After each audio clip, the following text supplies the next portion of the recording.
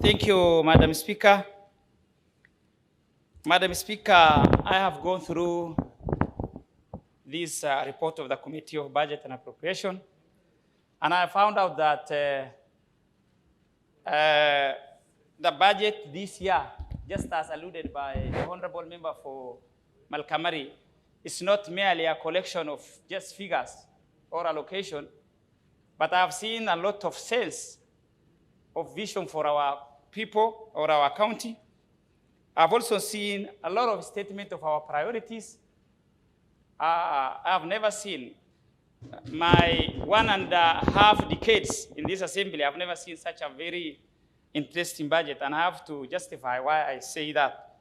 Madam Speaker, I've also seen a lot of sense of commitment to our people by this government, and so I want to rise up and support the report. Madam Speaker, the committee has ensured that the public resource for the next 12 months was allocated prudently and within the legal framework governing the public finance management. Madam Speaker, I will specify few issues, although the seconder has mentioned, but I have to say so because, Madam Speaker, the report is his. We have to accept what they are saying is true.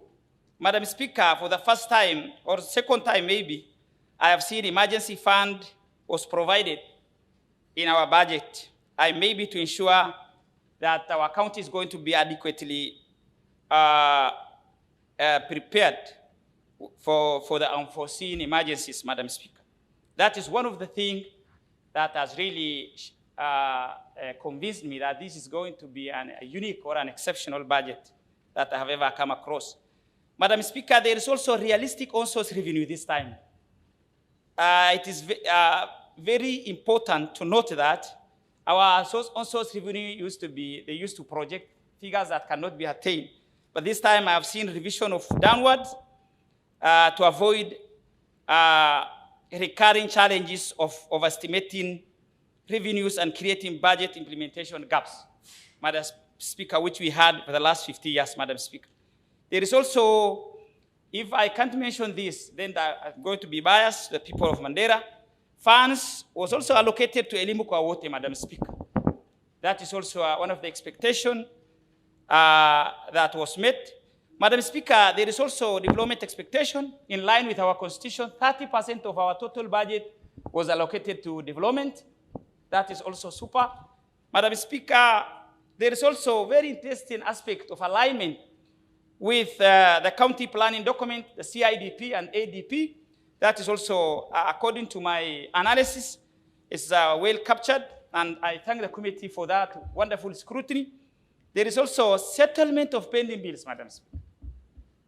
This one is also very important, but I just want to request that pending bills be verified bills so that the hopes of our people be restored, especially the suppliers. Madam Speaker, secondly, this budget is also reflecting the voice of our people, because I have gone through the expression of our people during public participation, and I want to commend our chair and the committee for doing a wonderful job. They have changed over 200 million.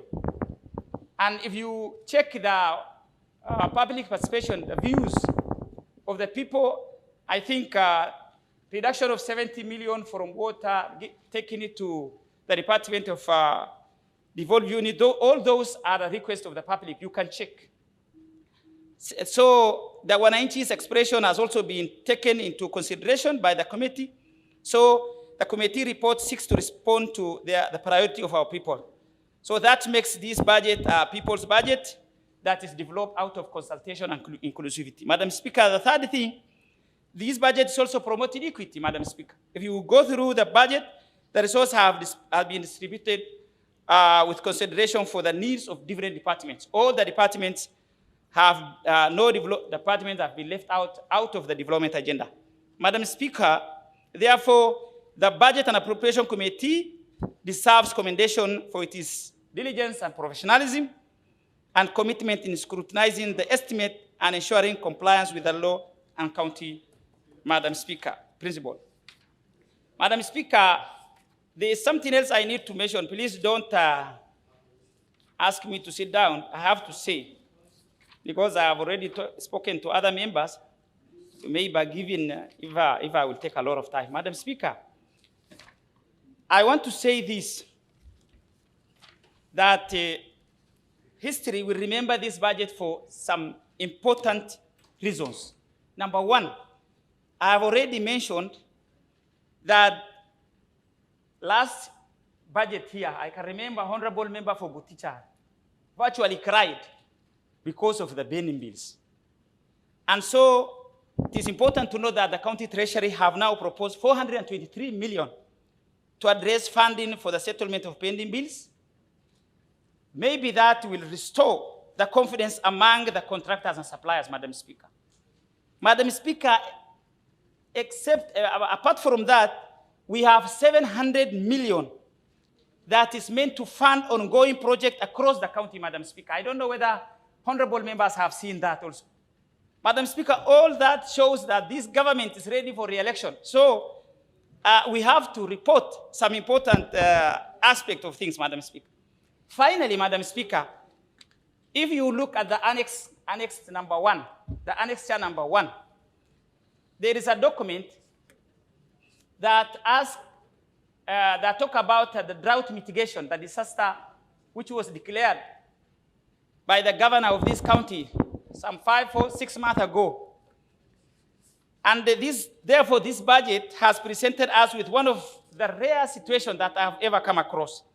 That is, I have seen the choice of government to choose between strict adherence to the ordinary budget process vis-a-vis the protection of life, Madam Speaker. Madam Speaker, remember the Constitution of Kenya has placed sanctity of life above all other consideration in Constitution. Life is very important in our Constitution, Madam Speaker.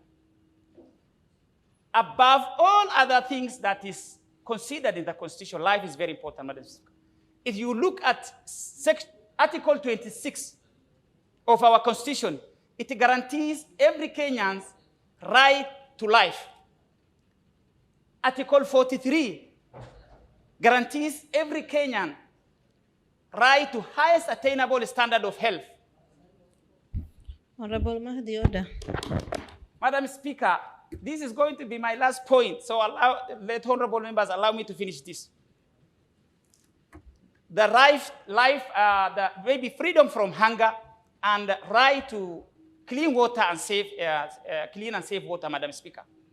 Madam Speaker, all those rights will become meaningless if the governor of Mandera County, with his administration, could have kept silent simply because the budget is not there. Madam Speaker, we are all aware that this county of ours have experienced severe drought. Consequently, 3 failed rain seasons, Madam Speaker. Madam Speaker, therefore, that is also accompanied by human disease and livestock disease outbreak, Madam Speaker. And when that crisis have escalated in this county, Madam Speaker, the emergency fund that is meant for mitigating that crisis is depleted, is already exhausted, Madam Speaker. We also know that, Madam Speaker, there was no budgetary provision that is capable of responding to the magnitude of that disaster, Madam Speaker, because you know in Kenya, the budget for counties, they are limited, they have very limited physical spaces, Madam Speaker. Therefore, if the governor would have waited for this year budget, Madam Speaker, we will have taken valuable time while our people will continue to serve, Madam Speaker. Therefore, Madam Speaker, I want to congratulate the administration of Mohammed Adam Khalif to have not folded their arm, Madam Speaker, simply because there was no budget line. Therefore, Madam Speaker, the county government have adopted a multi-sectoral emergency response, including water tracking to affected communities. It has also adopted distribution of relief foods. It has also supported the health facility with medicines. It has supported livestock. You all can all remember with with haze and pellets and medicines, Madam Speaker. There is also treatment of human and animal disease outbreak. Madam Speaker, all that the county executive has acted with the expectation that once the immediate danger is contained, they will return to this honorable house so that, as required by Section 135 of PFM Act, Madam Speaker. Madam Speaker, Section 135 of the PFM Act seek for approval from this House or a regularization of the expenditure that was incurred by executive through the process of emergency, Madam Speaker. I think the annexure number 1 is exactly why it was attached to this budget, Madam Speaker. So, Madam Speaker, that annexure is telling us to consider undertaking some exceptional expenditure. Madam Speaker, I therefore urge this House that we support the recommendation of powers in what you call Budget and Appropriation Committee, that the expenditure already incurred by the executive during the emergency period that we have gone through be provided for in this current budget, Madam Speaker, thereby ensuring that the county remains compliant with the law while acknowledging that the action taken by the executive, according to me, was necessary and constitutionally in order, Madam Speaker. Madam Speaker, with all those few remarks, I don't know whether it is few or too much remarks, I rest my case. Thank you, Madam Speaker.